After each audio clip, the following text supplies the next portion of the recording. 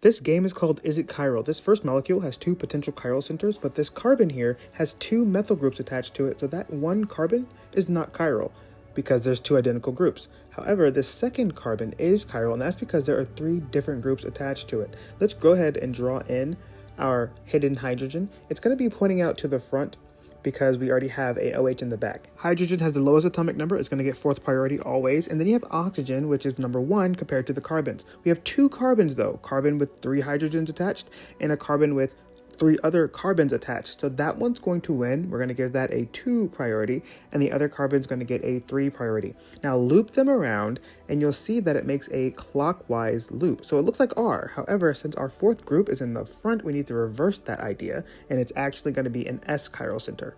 This second molecule has two potential chiral centers. Let's investigate. Let's draw in our hydrogen. We see it's in the back this time, so we're going to give that a 4. Chlorine is going to be a 1. Now we have our two carbons, a carbon battle, so to speak. Carbon with 3 hydrogens and carbon with a carbon and 2 hydrogens.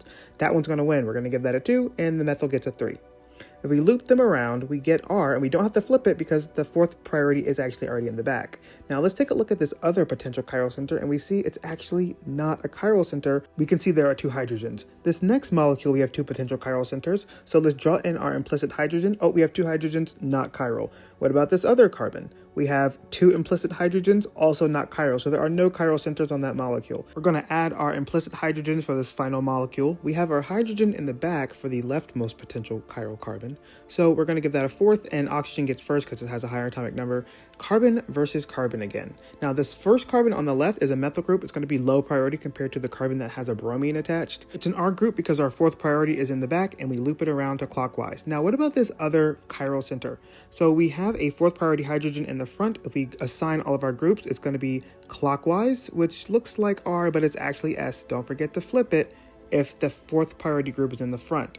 Now, overall, we have 1 chiral center in the first molecule, 1 chiral center in the second molecule, 0 chiral centers in the third one, and 2 chiral centers in the fourth molecule.